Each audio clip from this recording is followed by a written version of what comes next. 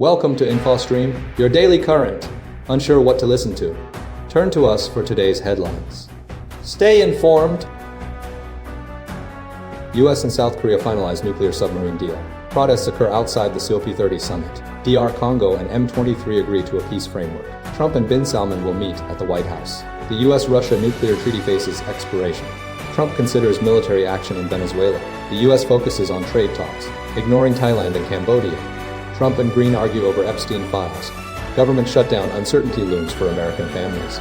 At least 4 lives lost in Mediterranean migrant boat sinking. Thousands protest in Mexico City, with injuries reported. India's air quality index uses artificial limits. Trump threatens a lawsuit against the BBC. Zelensky announces an energy sector overhaul. Online pathways to ISIS radicalization are being investigated. US-South Korea nuclear submarine deal, a strategic shift. The United States and South Korea have finalized an agreement to construct nuclear-powered attack submarines, a move driven by escalating tensions on the Korean peninsula and aimed at countering North Korea's nuclear ambitions. This collaboration involves the U.S. providing approval and assistance, while South Korea will invest $350 billion, including $200 billion in cash and $150 billion in shipbuilding, primarily at a Hanwha shipyard in Philadelphia. The agreement follows a broader trade deal negotiated by South Korean President Lee Jae-myung, reducing tariffs from 25% to 15%. South Korea's acquisition of these submarines is largely motivated by the perceived threat posed by North Korea, which is also pursuing a nuclear submarine program, potentially with Russian support. Defense Minister An Ju-bak highlighted the strategic advantage, stating the submarines would keep North Korean leader Kim Jong-un awake at night. This move is also intended to reassure South Korean voters and solidify South Korea's role as a regional player. The U.S. sees the deal as a way to pressure both North Korea and China. President Trump has been advocating for South Korea to shoulder a greater share of defense spending, which is expected to significantly expand the South Korean defense budget. The submarines will function as a proxy for Washington to exert pressure on China, particularly given China's increasing naval activity near South Korea's maritime border. North Korea is anticipated to react negatively to the deal, potentially reinforcing its justification for maintaining its nuclear arsenal. South Korea's acquisition of nuclear submarines represents a significant shift in regional power dynamics and a response to the escalating arms race in East Asia. The deal underscores South Korea's commitment to strengthening its defense capabilities and its strategic alignment with the United States. The Chinese ambassador to South Korea expressed concerns, urging a prudent approach. This deal is viewed as a key step in managing geopolitical tensions on the Korean peninsula. Protestors demand action outside COP30 summit. Thousands of climate protesters converged on the gates of the COP30 summit in Belém, Brazil, demanding immediate action against climate change. The demonstration, the first since 2021, allowing public protest, featured a striking visual display of 3 giant coffins representing oil, coal, and gas alongside Grim Reaper figures. Indigenous groups played a prominent role, carrying signs emphasizing their vital role in forest protection and advocating for legal ownership of their territories. The protest highlighted the vulnerability of nations like Samoa, acutely impacted by climate change. Key figures, including climate activist Brianna Froon and representatives from 350, underscored the urgency of the situation, emphasizing the need to transition away from fossil fuels and address deforestation. Smaller protests occurred globally, mirroring the concerns voiced in Belém.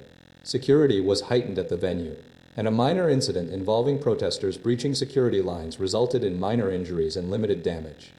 The summit, dubbed the Indigenous Peoples COP, faced criticism regarding the insufficient representation of indigenous voices and their concerns surrounding deforestation, land protection, and resource extraction. Despite negotiations continuing with nearly 200 countries present, initial progress was limited. President Luiz Ignacio Lula da Silva's hosting of the talks in Belém was complicated by his government's decision to grant permission for oil exploration at the mouth of the Amazon.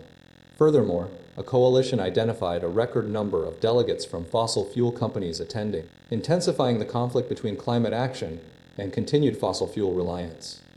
The demonstration served as a powerful visual and vocal challenge to the proceedings, demanding concrete steps beyond theoretical commitments. DR Congo and M23 signed peace framework in Qatar, following years of conflict and failed negotiations. The Democratic Republic of Congo, DRC, and the M23 rebel group have signed a peace framework in Qatar, mediated by the United States, the African Union, and Qatar. The agreement, covering 8 protocols, represents a significant, though still preliminary, step towards resolving a decades-long crisis in eastern DRC. While hailed as a triumph by former U.S. President Donald Trump, the framework's implementation faces considerable challenges. The M23, backed by Rwanda, captured key cities including Goma and Bukavu earlier this year, displacing thousands and resulting in significant casualties. The DRC government demands the withdrawal of Rwandan troops, a key sticking point. Rwanda, however, maintains its military presence is a defensive measure against armed groups like the FDLR, comprised of ethnic Hutus linked to the 1994 Rwandan genocide. The framework addresses critical issues such as humanitarian access, the return of displaced people, and the protection of the judiciary. It builds upon previous agreements, including a declaration of principles signed in Doha and a ceasefire monitoring deal also established in Qatar. Prior U.S. brokered talks, while initially successful, were quickly undermined by the warring parties. The U.S. has been actively involved, offering security guarantees in exchange for access to DRC's rich mineral resources, particularly coltan. The conflict's escalation in January led to a humanitarian crisis, with thousands killed and hundreds of thousands displaced. Despite the agreement, substantial work remains to be done, particularly concerning prisoner exchanges and ceasefire monitoring, highlighting the complex and protracted nature of the conflict. The FDLR's disbandment is also crucial to Rwanda's demands for troop withdrawal, solidifying the challenges ahead for the fragile peace process. Trump and bin Salman to hold key White House visit to President Donald Trump is scheduled to host Crown Prince Mohammed bin Salman of Saudi Arabia at the White House this week, marking a significant step in restoring relations following a period of strained ties. Despite the visit not being a formal state visit due to the Crown Prince's position, it's being treated with considerable fanfare, including a welcome ceremony, an Oval Office meeting, and a black tie dinner. The visit aims to advance several key objectives, including normalizing relations between Saudi Arabia and Israel, fostering greater U.S.-Saudi business ties, and bolstering strategic cooperation. Several agreements are anticipated to be finalized during the visit, including major purchases of American-made fighter jets and weapons, alongside defense and security cooperation agreements. Saudi Arabia has pledged a $600 billion investment in the United States, a commitment that is being actively pursued. Discussions will also center on a potential pathway to Palestinian statehood, a condition reportedly desired by Saudi Arabia. The meeting comes after a period of diplomatic distancing following the 2018 assassination of journalist Jamal Khashoggi. While Trump initially severed ties with the Crown Prince, President Joe Biden has since engaged in diplomatic efforts. Jared Kushner, a key architect of the Abraham Accords and Trump's son-in-law, visited Riyadh last week to facilitate discussions with the Crown Prince. Kushner's long-standing personal relationship with the prince is being leveraged to support Trump's agenda. Donald Trump Jr. and Eric Trump, the president's sons, are involved in significant real estate projects in Saudi Arabia, adding another layer to the visit's dynamics. Affinity Partners, a venture fund led by Jared Kushner, has received substantial investment from Saudi Arabia. Khalid bin Salman, the Crown Prince's brother, was in Washington a week prior to the visit, engaging in discussions with top administration officials. The meeting's timing coincides with the ongoing conflict in Gaza, which Trump believes has created an opportunity to accelerate normalization talks between Saudi Arabia and Israel. The visit represents a concerted effort to reestablish strategic partnerships and advance the president's foreign policy goals, particularly in the Middle East. The potential for a defense treaty and civilian nuclear program remain central to the discussions, though congressional approval would be required for a formal treaty. U.S.-Russia nuclear treaty nears expiration amidst escalating rhetoric. The expiration of the New START treaty between the United States and Russia is rapidly approaching, triggering heightened concerns about a potential nuclear arms race. This treaty, limiting deployed nuclear warheads to 1, 5, and 50, is set to expire early next year with no immediate prospect of a replacement. Recent events, including President Donald Trump's order to conduct the first U.S. nuclear test in 3 decades, and reciprocal statements from Russian President Vladimir Putin regarding restarting nuclear weapons testing, have dramatically escalated tensions. Trump's National Security Council convened a meeting in August to discuss potential extensions and modernization strategies, while Putin publicly proposed an extension of the treaty, albeit for a limited time. However, neither side has initiated formal negotiations, despite Secretary of State Marco Rubio's acknowledgement of conversations about potentially speaking with Russia. Russia's actions, such as testing the nuclear-powered underwater Poseidon drone and a cruise missile, have been viewed by U.S. officials as counterproductive, saber-rattling, frustrating efforts to secure a follow-on agreement. The treaty's expiration removes crucial monitoring mechanisms, raising concerns about the U.S. intelligence community's ability to accurately assess Russia's nuclear arsenal. Furthermore, the possibility of the U.S. upgrading its nuclear arsenal, uploading more warheads, is curtailed by the treaty's limitations.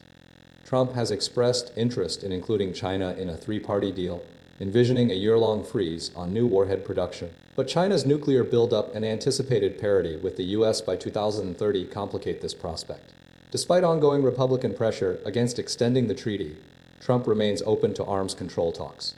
Concerns are growing about the potential for miscalculation and a lack of engagement if the treaty is not renewed, especially given China's rapidly expanding nuclear capabilities. The situation is further complicated by Trump's desire to address the threat of nuclear weapons globally and his belief that China may eventually engage in negotiations once it reaches parity with the U.S. There is no current plan being actively worked on to drive a trilateral deal. Trump weighing military action in Venezuela amidst escalating U.S. presence. President Donald Trump is nearing a decision regarding potential military operations in Venezuela, following multiple briefings and a significant buildup of U.S. military assets in the Caribbean. The administration has amassed over 15,000 troops, including the USS Gerald R. Ford aircraft carrier and a dozen warships, alongside 10 F-35 fighter jets deployed to Puerto Rico. This unprecedented military buildup, described by experts as the most significant this century since the 1989 invasion of Panama, reflects a growing urgency within the White House. Trump has indicated he's sort of made up my mind about a course of action, though specifics remain undisclosed. Recent briefings included Defense Secretary Pete Hegseth and Chairman of the Joint Chiefs of Staff Gen. Dan Kane, alongside a larger national security team.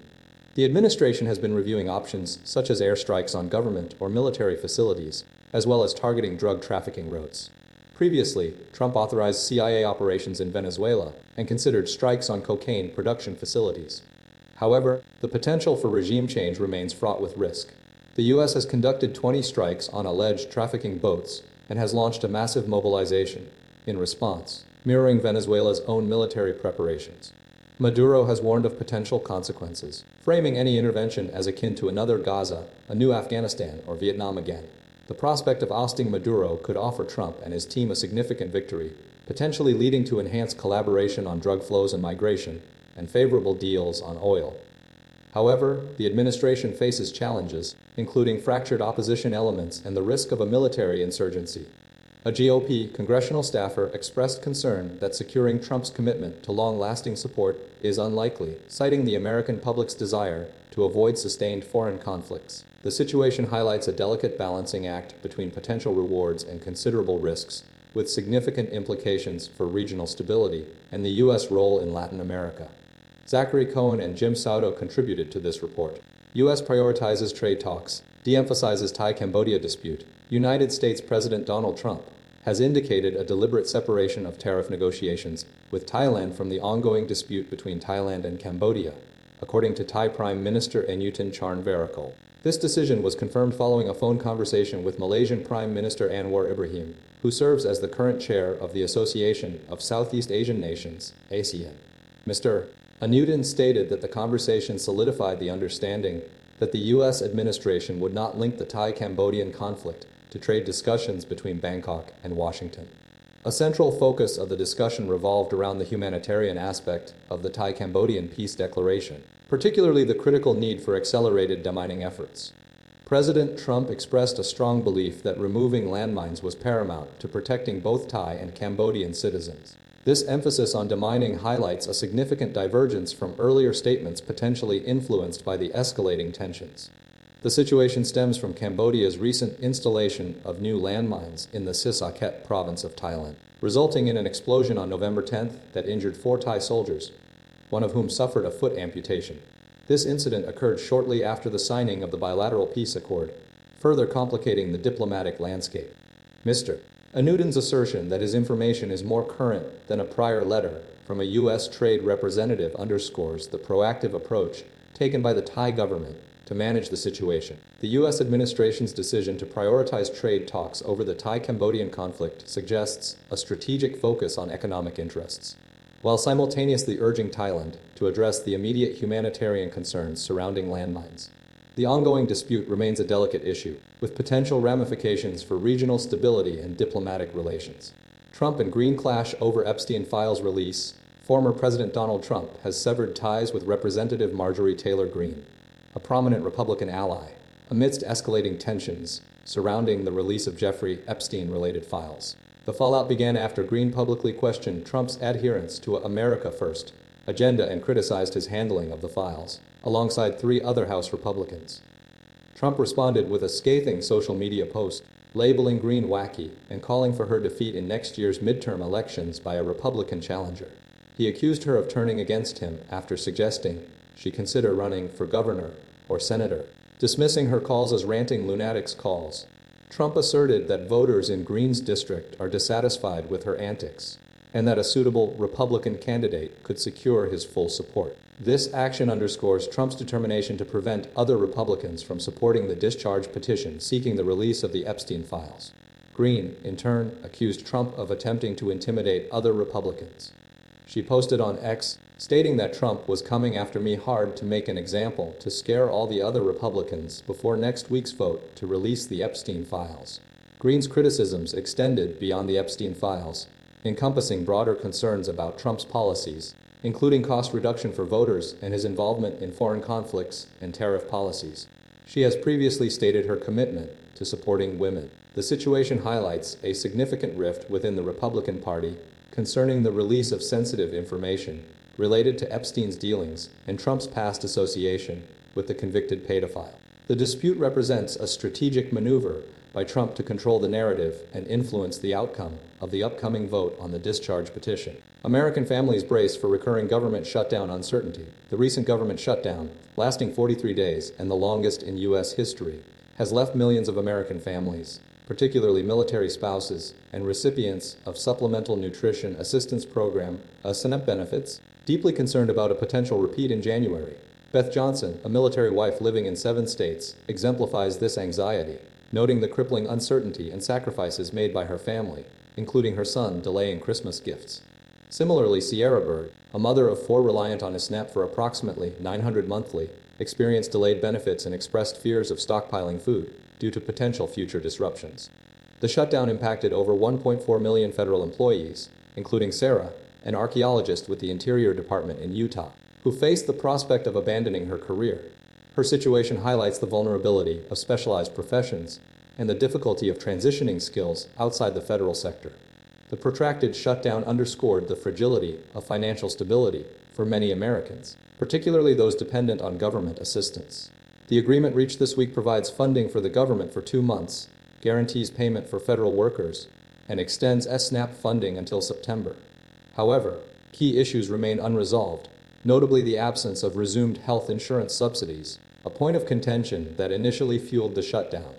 Despite the immediate relief of the reopening, the potential for another shutdown looms large, prompting proactive measures from families like Johnson's and Bird's. Both are diligently cutting unnecessary spending and building savings to mitigate the impact of a future disruption. The recurring threat is creating a sense of persistent anxiety and forcing families to prepare for a scenario where their basic needs, food and health care, are again jeopardized by political gridlock. The situation reveals a systemic vulnerability within the American economy, dependent on the stability of government funding and the well-being of a significant portion of the population. Mediterranean migrant boat sinking claims at least 4 lives at a tragic incident in the Mediterranean Sea has resulted in the confirmed deaths of at least 4 migrants, stemming from the capsizing of 2 boats carrying vulnerable individuals seeking passage to Europe. Rescue operations, initiated on Saturday, focused on the wreckage of a vessel carrying approximately 26 Bangladeshi nationals. The Libyan Red Crescent has officially confirmed that 4 individuals perished from this boat, all of whom were passengers. Crucially, the Red Crescent has refrained from providing definitive figures regarding potential further fatalities among the roughly 70 individuals aboard a second boat. This second vessel also capsized while navigating the Central Mediterranean route. The Central Mediterranean route, recognized by the UN International Organization for Migration, IOM, as the deadliest known migration route in the world, continues to pose significant risks to migrants. The route connecting North Africa with Italy is notoriously perilous due to challenging weather conditions, inadequate vessel safety standards, and the actions of criminal organizations. The incident underscores the immense dangers faced by migrants attempting to reach Europe via this route. The confirmed casualties represent a stark reminder of the human cost associated with irregular migration. The IOM's designation of this route as the most dangerous highlights the urgent need for international cooperation to address the root causes of migration and to ensure the safety and protection of those undertaking this perilous journey. The ongoing search and rescue efforts continue, with the priority being the recovery of remains and the provision of assistance to survivors, if any remain. The situation remains fluid and under constant assessment. Thousands protest against government in Mexico City as clashes leave 120 injured in large-scale protests erupted in Mexico City and other cities on Saturday, fueled by widespread discontent with the government of President Claudia Sheinbaum. At least 120 individuals, primarily police officers, were injured during the confrontations, which stemmed from demonstrations against violent crime and the Sheinbaum administration's policies. The protests were organized by Gen Z youth groups, motivated by concerns surrounding high-profile killings, most notably the assassination of Uruapan Mayor Carlos Manzo just weeks prior. Manzo had been a vocal critic of drug trafficking gangs and cartels, advocating for stricter law enforcement measures, a stance that ultimately led to his death. Demonstrators engaged in disruptive behavior, including dismantling barriers surrounding the National Palace where President Sheinbaum resides. In response, police deployed tear gas to disperse the crowds. 20 individuals were subsequently arrested on charges, including robbery and assault. Protesters carried banners bearing the message, "We are all Carlos Manzo," and many wore cowboy hats as a tribute to the deceased mayor. President Sheinbaum attributed the organization of the demonstrations to right-wing politicians seeking to undermine her government. She highlighted the use of online bots to promote the rallies, asserting that the true organizers were manipulating public sentiment. She emphasized the importance of transparency regarding the demonstrations' origins to prevent exploitation. The government's previous attempts to combat cartel violence through aggressive measures have historically resulted in significant bloodshed. Sheinbaum's cautious approach reflects a desire to avoid repeating past failures, while acknowledging the public's frustration with the ongoing security crisis and the lack of effective solutions. The situation remains tense, with ongoing concerns about escalating violence and the potential for further unrest. India's Air Quality Index, a system of artificial limits, India's air quality monitoring system, presents a significant challenge to public understanding and health protection. The country's official air quality index, a QI scale, implemented over a decade ago, caps readings at 500, despite private monitors and international platforms frequently recording levels far exceeding this threshold, often reaching 600 or even 1,000. This artificial cap, established to avoid panic during severe pollution events, effectively obscures the true severity of the situation. The scale classifies readings above 200 as causing breathing discomfort, with 400-500 designated as severe, impacting even healthy individuals. The discrepancy arises from differing methodologies. The National Air Quality Index uses beta attenuation monitors, BAMs, providing standardized, mass-based measurements. Conversely, platforms like IQ Air employ sensor-based monitors, offering potentially more granular data. Furthermore, the WHO standards for PM2.5 classifying levels above 15 micrograms per cubic meter as hazardous contrast sharply with India's threshold of 60 micrograms. Each country adapts its AQI based on its specific environmental conditions and pollutant thresholds. The US and European Union also utilize distinct formulas. This divergence creates difficulties when comparing India's air quality to international benchmarks. The decision to cap readings at 500 was initially intended to mitigate panic, but it has resulted in a skewed representation of the public health risks associated with air pollution. The BBC has contacted the Pollution Control Board for comment on this issue. The differing instrument calibrations and thresholds contribute to the confusion, highlighting the need for a more comprehensive and transparent approach to air quality monitoring and reporting in India. Trump threatens $1 billion lawsuit against BBC over edited speech, though Donald Trump has announced his intention to sue the BBC for at least $1 billion, potentially escalating to $5 billion, over a controversial edit of his 6 January 2021 speech. The lawsuit stems from a segment of the BBC's Panorama documentary that presented a truncated version of his address following the Capitol riot, misinterpreting his words as a call for violent action. The BBC initially apologized for the edit, but refused to provide financial compensation or a retraction. The edit, which showcased Trump's statements regarding walking to the Capitol and fighting like hell, sparked significant criticism. Following the controversy, BBC Director General Tim Davie and Head of News Deborah Turnus resigned. The BBC issued a corrections and clarification statement acknowledging the unintentional impression created by the edit, clarifying that the program presented excerpts from different points within a longer speech. Trump's legal team argues that the edit constitutes a damaging misrepresentation. However, the BBC has strongly contested the claim of defamation, presenting 5 key arguments. These include the BBC's lack of rights to distribute the episode on its US channels, as it was primarily available on BBC iPlayer for UK viewers. The absence of demonstrable harm to Trump given his subsequent re-election. The non-malicious intent behind the edits aimed at shortening a lengthy speech. The context of the clip within a broader hour-long program, and the protection afforded to opinion on matters of public concern under US defamation laws. The BBC has communicated its position through a formal letter to Trump's legal team, and BBC Chair Samir Shah has sent a personal letter to the White House reiterating the corporation's apology and disagreement with the legal basis for a claim. The situation has been further complicated by a similar edited clip broadcast on Newsnight in 2022, which was recently revealed by the Daily Telegraph. The legal battle highlights the complex intersection of media, politics, and freedom of expression, with significant ramifications for the BBC's operations and journalistic practices. The potential legal action represents a considerable investment of time and resources for the BBC, while simultaneously escalating tensions between the US president and the British public broadcaster. Zelensky announces energy sector overhaul amid corruption scandal. The Ukrainian President Volodymyr Zelensky has pledged a comprehensive overhaul of the nation's energy sector, following a significant corruption scandal involving approximately $100 million in embezzled funds. The scandal, revealed by the National Anti-Corruption Bureau of Ukraine's NABU and the Specialized Anti-Corruption Prosecutor's Office (SAP), has implicated several government officials and individuals with close ties to the president. The investigation, spanning 15 months, uncovered involvement of Justice Minister Herman Halashchenko, former Deputy Prime Minister Oleksiy Chernyshov, and Timur Mindig, a businessman and co-owner of Zelensky's former TV studio Kvartal 95. In response, Zelensky announced the immediate establishment of a new supervisory board for Energoatom, the state nuclear company at the center of the controversy, with the appointment expected within a week. Alongside this, a full audit of financial activities is underway, and the management of implicated companies is slated for renewal. Zelensky has also directed government officials to maintain constant communication with law enforcement and anti-corruption bodies. The scandal's timing is particularly critical given the ongoing Russian attacks targeting Ukrainian energy infrastructure, including substations supplying electricity to nuclear power plants, exacerbating already crippling power outages during the winter months. Zelensky has emphasized transparency and integrity as absolute priorities for the sector.